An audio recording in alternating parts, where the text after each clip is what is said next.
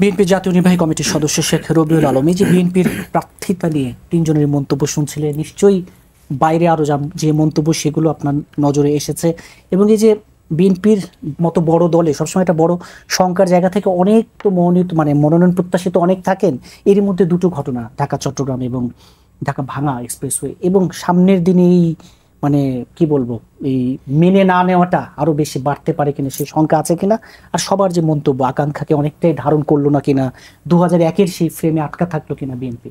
না, ভালো করেছে, ধন্যবাদ আপনাকে। প্রিয় তিন সমালোচকের মন্তব্য শুনলাম এবং যারা এই মুহূর্তে বাংলা ভিশনের সাথে যুক্ত আছেন, বিএনপি ধরেন নির্বাচন মুখী বেশ আগে হয়ে পড়েছে, আবার নির্বাচনের তারিখ সমাগত সন্নিকটে, যার ফলে এই প্রত্যেকটা আসনে একাধিক প্রার্থী রয়েছে, 4-5জন প্রার্থীও আছে, তারা বিচ্ছিন্নভাবে এলাকায় গণসংযোগ করছে। তো এই বিএনপি যেটা চেয়েছে সমন্বিতভাবে পার্টির হয়ে কাজ করার ফ্রেমের মধ্যে চলে আসুক, যার জন্য একক প্রার্থী ঘোষণা করাটা সময়ের দাবি, এবং নির্বাচন যেহেতু সমাগত এবং একটি বড় রাজনৈতিক দল, তার অনেকগুলি চ্যালেঞ্জ আছে, সেই বিবেচনায় প্রার্থী ঘোষণা করেছে। তো প্রার্থী ঘোষণা করার পর দুটি ঘটনার কথা আপনি বললেন, অনাকাঙ্ক্ষিত অসন্তোষ থাকবে, ক্ষোভ রাগ বিরাগ থাকবে, কিন্তু সেটা যেন ভায়োলেন্সে না চলে যায়। আপনি একটা বড় রাজনৈতিক দলে সমানযোগ্য প্রার্থী আছে বেশ কয়েকজন একটি আসনে, তো সেখানে কেউ ক্ষুব্ধ হতেই পারেন, কেউ ব্যথিত হতে পারেন, মনোমালিন্য থাকবে। এই ক্ষুব্ধ ব্যথিত নিরস করার জন্যই তো আগে প্রার্থী ঘোষণা। এর আগে বিএনপি এত আগে প্রার্থী কখনো ঘোষণা করেনি, আমার 33 বছর রাজনীতির জীবনে আমি দেখিনি। প্রার্থী সিলেকশনের ব্যাপারে ফুয়াদ ভাই যেটা বলছিলেন যে উনি জাতীয় ব্যক্তিত্ব কম দেখতে পাচ্ছেন। উনি জাতীয় রাজনীতি করেন, একটা জনপ্রিয় রাজনৈতিক দলের জেনারেল সেক্রেটারি, উনি জাতীয়ভাবে দেখছেন, কিন্তু আসলে ভোটের রাজনীতি, জনগণের সাথে সম্পৃক্ততা এবং স্থানীয় ইমেজ দেখতে হয় বাংলাদেশের রাজনীতিতে ভোট উইন করতে হলে আসন ভিত্তিক। বিএনপি সেটা বিবেচনা করেছে।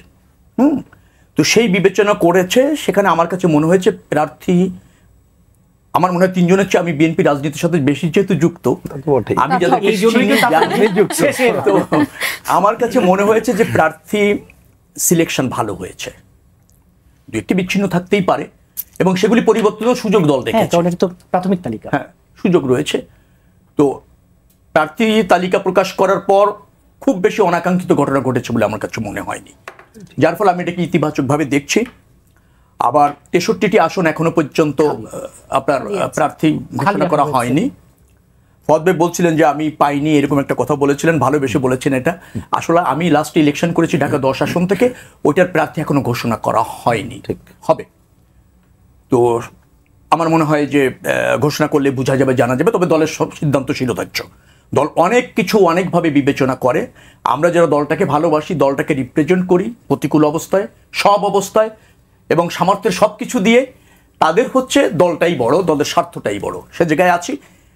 একটা কথা বলা দরকার যে 63টি আসন এখনো পর্যন্ত ঘোষণা করা হয়নি। আমাদের একটা কমিটমেন্ট আছে যে আমরা 17 বছর ধরে ফ্যাসিবাদী সরকারের বিরুদ্ধে আন্দোলন করছিলাম, সেখানে যুগপৎ আন্দোলন করেছি এবং আমাদের একটা জোটও ছিল।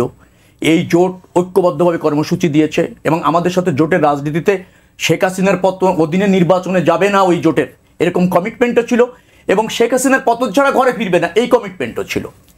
তো এই জোটে যারা থেকেছে তাদের নিয়ে বিএনপি আপনার নির্বাচনটা ফেস করতে চায়, এবং তাদের মধ্যে যারা যোগ্য প্রার্থী আছে, জাতীয় রাজনীতিতে ভূমিকা রাখতে পারে এবং রাষ্ট্র ব্যবস্থাপনার ভূমিকা রাখার যোগ্যতা আছে, তাদেরকে বিএনপির জোটের প্রার্থী করার ক্ষেত্রে বিবেচনায় রেখেছে জোরালোভাবে। তো সেই জায়গা থেকে আবার আরেকটা জিনিস আছে, সেটা হচ্ছে 31 দফার আলোকে যারা রাষ্ট্র বিনির্মাণ করতে চায়, আমাদের 31 দফার সাথে একত্রতা প্রকাশ করে, ওই আদর্শ এবং ওই দর্শন ধারণ করে নতুন বাংলাদেশ বিনির্মাণে যে সমস্ত রাজনৈতিক দল সক্রিয় এবং আমাদের সাথে কাঁধে কাঁধ মিলিয়ে হাতে হাত রেখে কাজ করতে চায়, তাদেরও কিন্তু এই জোটে আসার সুযোগ আছে। তো সেই বিবেচনার জায়গা থেকে কিন্তু বেশ কিছু আসন রাখা হয়েছে, এবং বাকি আসনগুলি যদি আরও কিছু আসন আমার মনে হয় যে বিএনপির থেকে প্রার্থী দেওয়া হবে। সব কিছু মিলে হচ্ছে আমরা নির্বাচনের দিকে যাচ্ছি, এবং অন্যান্য রাজনৈতিক দলও ইতিমধ্যে জামাত প্রার্থী ঘোষণা করেছে, এনসিপি প্রার্থী ঘোষণার আমার মনে হয় যে একেবারে দ্বার প্রান্তে। তো তারাও যদি প্রার্থী ঘোষণা করে, আবার জোটের রাজনীতি যেভাবে নতুন নতুন করে বলয় তৈরি হচ্ছে, নতুন জোট, এবং ধরেন আগামী নির্বাচনে সবাই গণতন্ত্র উত্তরণে অন্তর্বর্তীকালীন সরকার যে প্রক্রিয়া নির্বাচনটা করতে চাচ্ছে, বলতে গেলে সব রাজনৈতিক দলের তার প্রতি সমর্থন রয়েছে। দেশে একটা সনদ হয়েছে, ঘোষণাপত্র আগেই হয়েছে, সংবিধানে বেশ কিছু কারেকশন হচ্ছে, তো সবকিছু মিলে গণতন্ত্রের উত্তরণটা জরুরি। যদি আপনি নতুন বাংলাদেশ বিনির্মাণ করতে হয়, বাংলাদেশকে যদি নতুন আঙ্গিকে দেখতে হয়, সেটা রাজনীতির ক্ষেত্রে, রাষ্ট্র ব্যবস্থাপনার ক্ষেত্রে, অথবা ধরেন গণতন্ত্র, জবাবদিহিতা, একটা জবাবদিহিমূলক সরকার যেভাবে আমরা চাচ্ছি সবাই, তার জন্য নির্বাচনটা একান্ত অপরিহার্য। এবং প্রার্থী সিলেকশন করে নির্বাচনমুখী হওয়া হলো একটা গ্রহণযোগ্য নির্বাচনের পূর্ব শর্ত। সে জায়গায় বিএনপি এগিয়ে আসছে, জামাত আগেই আছে, এবি পার্টি বা ধরেন এনসিপি আর রহিম ভাইদের দল যদি এগিয়ে আসে, তাহলে আমার মনে হয় যে আনুষ্ঠানিকতা শুধু বাকি থাকবে, বাকি নির্বাচন শুরু হয়ে সংখ্যা কেটে যাবে। একটি বিষয় আপনার ছোট করে মন্তব্য জানবো, এই যে একটি বিষয় বেশ সামাজিক যোগাযোগ মাধ্যমে লেখা হচ্ছে, শিল্পী, সাহিত্যিক, সাংবাদিক, মানে তারা আসলে কেউ নমিনেশন এই তালিকায় নেই। না, শিল্প, সাহিত্যিক, সাংবাদিক তো তারা রাষ্ট্রের হয়ে কাজ করছে, রাষ্ট্রের হয়ে কাজ করছে। সবাই কি রাজনীতিবিদ হতে হবে আমি একটু বুঝতে খুব কষ্ট হয়। পেশাজীবী এবং যারা ধরেন সাংস্কৃতিক কর্মী, তারাও তো আমাদের রাষ্ট্রের সম্পদ। তো তারা তো ভিন্ন ভিন্ন প্ল্যাটফর্মে থেকে রাষ্ট্রের জন্য কাজ করছে। সবাইকে রাজনীতিবিদ হয়ে রাষ্ট্র বিনির্মাণে প্রত্যক্ষভাবে অংশগ্রহণ করতে হবে, তার প্রয়োজনীয়তা আছে কিনা সেটাও একটা ব্যাপার। আবার ভোটের রাজনীতিতে উইন করে আসার ক্ষেত্রে, যেহেতু প্রতিযোগিতাপূর্ণ রাজনীতি এবং নির্বাচন হবে, আপনাকে মূল্যায়ন করতে গিয়ে আসনটাকে হারাতে চাচ্ছে না, সে যে দলই হোক, আমি বিশ্বাস করি এটা।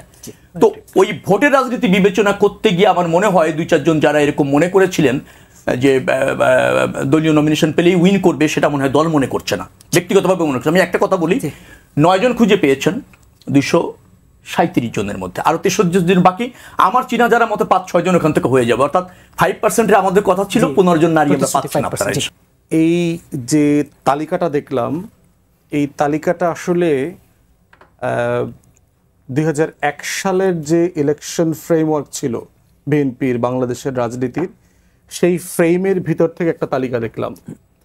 যে ধরনের ব্যক্তিদেরকে দেয়া হয়েছে, যে ধরনের ক্রাইটেরিয়াগুলো বিবেচনায় নেওয়া হয়েছে, এবং এর মধ্য দিয়ে যে একটা লম্বা পথ পার হয়ে গেছে, এবং 24-এ একটা গণ অভ্যুত্থান হয়ে গেছে, ইভেন বিএনপির 31 দফার যে সংস্কার প্রস্তাবনা, ঐকমত্য কমিশনে আমাদের লম্বা সময় আলাপ আলোচনা, জুলাই সনদ, এটাকে যদি সামনে রেখে বিবেচনা করি, তাহলে বিএনপির নেতৃত্বে যদি এই ধরনের এমপিদেরকে দিয়ে সরকার গঠিত হয়, তাহলে এই ধরনের সংস্কার বাস্তবায়ন করাটা জটিল হয়ে যাবে।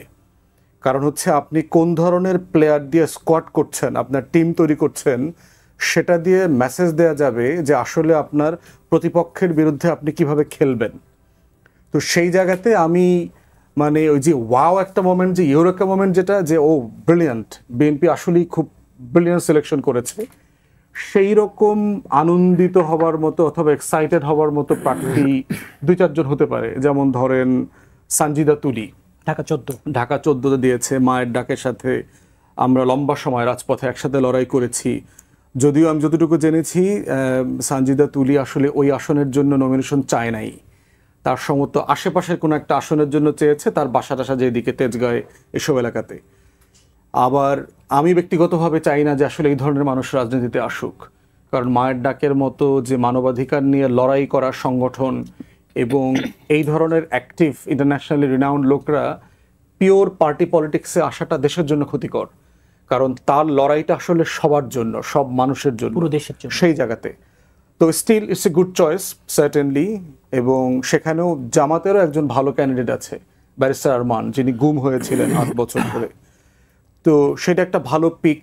শহীদ সালাউদ্দিন কাদের চৌধুরী, আপনার চিরঙে তার ছেলে হুম্মাম কাদের চৌধুরী নিজে গুমের শিকার ছিলেন, তাকে নমিনেশন দিয়েছে। মীর হেলালকে দেখলাম, ব্যারিস্টার মীর হেলাল আমাদের সহকর্মী। তো এই ধরনের কিছু পিক দেখলাম যে মানে যেটা প্রশংসিত, মানে প্রশংসনীয় হবার মতো। কিন্তু ওভারঅল দেখলাম যে আপনার একটা গণ অভ্যুত্থানের আকাঙ্ক্ষা তৈরি হয়েছে দেশের 6.5 কোটি মানুষ যারা ভোট দেয় নাই, যাদের ভোটারদের বয়স হচ্ছে 35-40-এর নিচে। বিভিন্ন জরিপ বলছে 50% থেকে 58%, 62% ভোটাররা এখনো আনডিসাইডেড কাকে ভোট দেবে। এবং বিএনপির সংস্কারের যে রাজনীতি গত কয়েক বছর ধরে চলছে, এই সবগুলোকে মিলায়ে আমি এই ক্যান্ডিডেট সিলেকশনটাকে মিলাতে পারছি না, এক জায়গাতে করতে পারছি না। এবং তার ভিতরে দেখলাম যে গত 13-14 মাসে প্রচণ্ড রকম সমালোচিত হয়েছে চাঁদাবাজির কারণে, দলাদলির কারণে, আভ্যন্তরীণ কোন্দলের কারণে, তারপরে আউট অফ টাং কমেন্ট করবার কারণে। পদ সাসপেন্ড হয়েছে, শোকজের শিকার হয়েছেন, এমন মানুষদেরকেও দিয়েছেন। এবং যারা আদৌ জাতীয়তাবাদী শহীদ জিয়ার রাজনীতি ধারণ করেন কিনা এই ব্যাপারে সংশয় আছে। ফজলুর রহমান সাহেব আপনার কিশোরগঞ্জের ছাত্রলীগের সাবেক সভাপতি, সে ভুয়া মুক্তিযোদ্ধা বলে তার বেস কমান্ডার, ওই এলাকার বেস কমান্ডার একটা ইন্টারভিউ আমি দেখলাম যে সে আসলে মুক্তিযোদ্ধা ছিল না, সে ভুয়া মুক্তিযোদ্ধা। সত্য মিথ্যা আমি জানি না আর কি। তো সেই রকম একটা মানুষকে দেওয়াটা, আবার ব্যারিস্টার রুমিন ফারহান বিএনপির পরিচিত মুখ, খুবই জটিল সময়ে যিনি টকশোতে এসে বিএনপির রাজনীতিকে ডিফেন্ড করছেন, যখন বিএনপির এই অনেক হাইব্রিড নেতাদেরকে দেশে পাওয়া যায় নাই, ফোনে পাওয়া যাইতো না, টকশোতে পাওয়া যাইতো না, তখন তারা ডিফেন্ড করছেন। তো সেইটা একটা বড় জায়গা। রবিউল ভাইয়ের মতো মানুষ যারা লম্বা সময় এই আন্দোলন সংগ্রামে ছিলেন, ওনারা নমিনেশন পান নাই। তো সেই বিষয়গুলোকে এখনো অবশ্যই সময় আছে, বিএনপি তার দলীয় জায়গা থেকে সেটা করবে, কিন্তু ইমিডিয়েটলি খুবই মানে আনন্দিত হওয়া অথবা নতুন রাজনীতির পথে আমরা এগোচ্ছি সেই আশাবাদটা আমি এই তালিকা দেখে হই নাই আর কি।